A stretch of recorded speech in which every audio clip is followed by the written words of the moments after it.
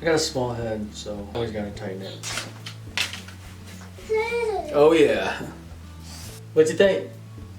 Yes.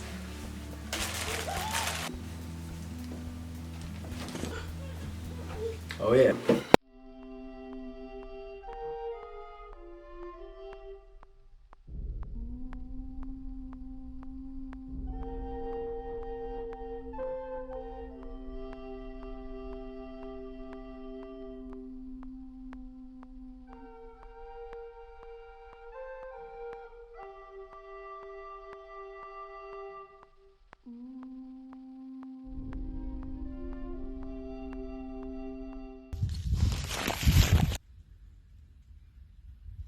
Borrow a little bit of this meow mix here. Let's put a little bit of this pure vanilla extract in here. Doesn't take a whole bunch. And so I'll close up that bag and I'll just mix that around and get that scent all over. So we've been doing pretty good with the raccoons. We've caught I think 4 raccoons total on our line. And to be honest, the only thing I've ever caught is raccoons and a few possum. And then this is the first year that I've actually tried to learn and get into it a little bit more. Really the biggest reason I actually do this is, you know, it's something for the kids. You know, the kids can go along with me. They don't have to worry about being quiet as much as like other hunting, like deer and turkey hunting. You're supposed to worry about the scent. Most good trappers and stuff will actually worry about their scent and how much scent they're putting down and stuff. But when I say good trappers, so I'm not really in that category. Backpack, are you walking? Riding the backpack? Okay. I don't blame you.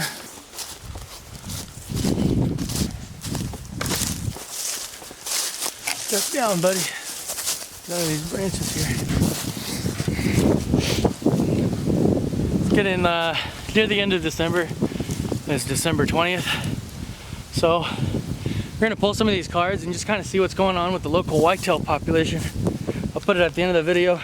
It's always cool to see, like, you know, some bucks lose their antlers early. Some of them are still kind of rutting even like late December, which is not typically what we're told, but if you look at your own specific area, it varies a lot.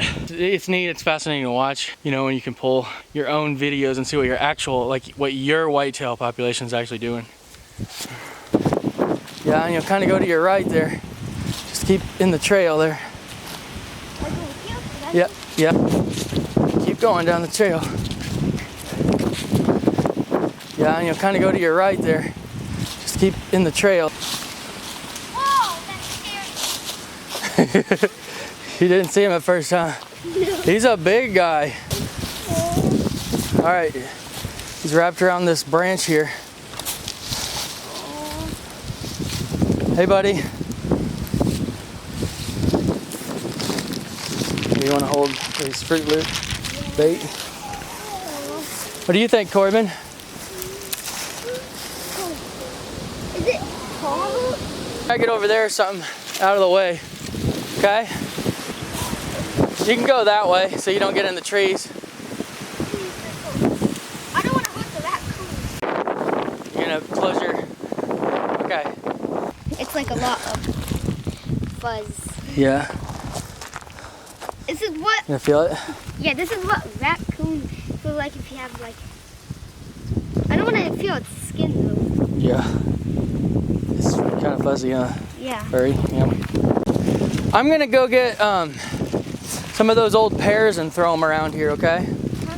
So the deer can eat them and stuff. And they'll kind of draw in the raccoons some more. So I'm just gonna dump a little bit of this.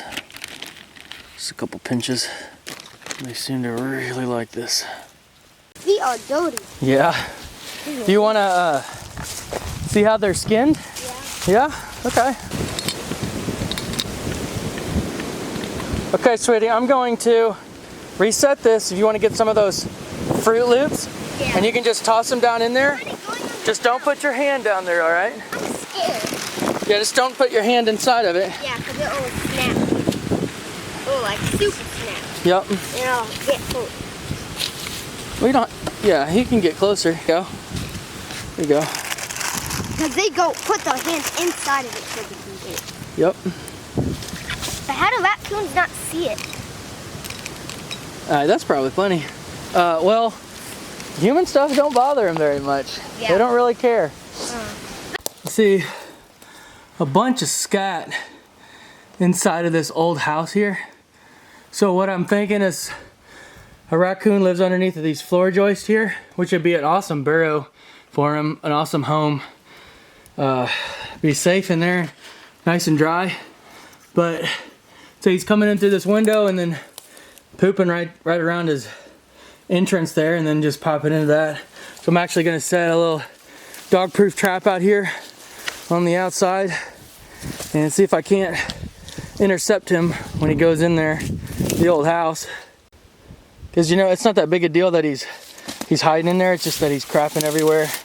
That's not ideal to have a bunch of raccoon crap all over the place. There you go. Perfect. Good shot. You can be a basketball player? Yeah. Sprinkle the dust around it. They'll smell it. There you go. Sweet. I bet that's gonna catch something. All right, you good? All right. Yep, there's so much dust. Let's get out of here. We'll check them tomorrow, okay? That is a big coon.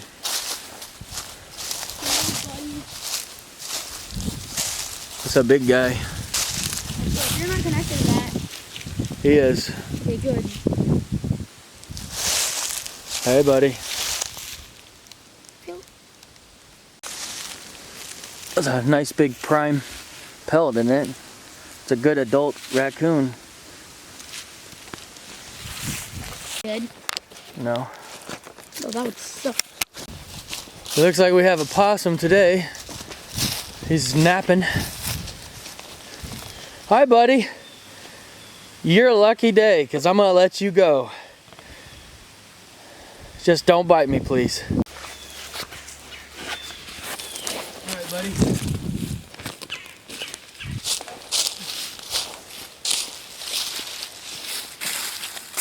He's, you know how they say, like, playing possum? Yeah, they really did. Yeah, so like what actually happens is they get like super nervous or whatever, and then they kind of like go into shock. They just like pass out because of the stress. We probably need to just leave him alone for a little while, and he'll probably come out of it and wander off. So come back here, we're gonna freshen up these bait in here. It looks like our little friend took off. I don't see him. Yeah, he gone. He's definitely full of life, pretty angry.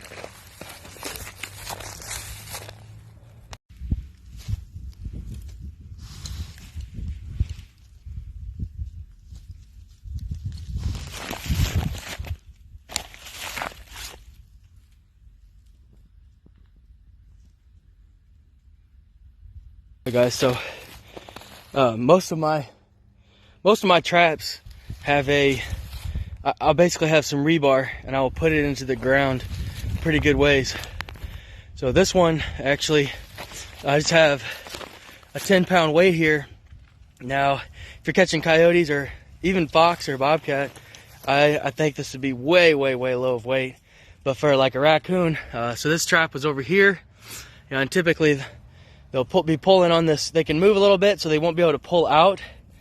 But then, like he's done, he gets wrapped around sticks or whatever, and then you check them daily. Typically they don't get off like that. But the biggest thing I've always feared about these is losing your weight if they drag them off. But this is the first one I've tried, and so far, you know, this is the first time I've ever caught anything on it, so it worked pretty aggressive, or pretty well. So I'm going to dispatch this raccoon and finish checking the line. With a 2-year-old on your back and trying to film at the same time, but we're doing our best here. A miracle if we catch anything, won't it, Layla? Yeah. And so I'm gonna set that in there, cover the rest of the chain up with grass. Then I'm gonna take a little bit of this dirt that I got, grass, and sort of just lay it out over.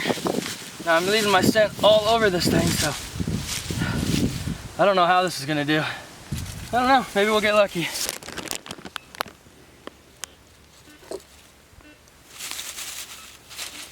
Alright guys, so we got our raccoon here that we just trapped, and we're going to go ahead and get it skinned up. Now I don't have, typically a trapper that traps a lot will have a gambrel. Some of them will have something where they can connect the skin and it pulls it off automatically. They have an automatic thing, they just press a button and it'll peel that skin off, so that makes it really handy. I don't have all that stuff yet. Still working on that. So what I'm going to do is I'm just going to use this table. I'm just going to skin it on the table. Definitely going to take way longer, a lot more work, but that's what I got to do. So anyway, how you start this out is I'll make a line basically from the heel, from one heel to the next heel, and I'll make a straight line going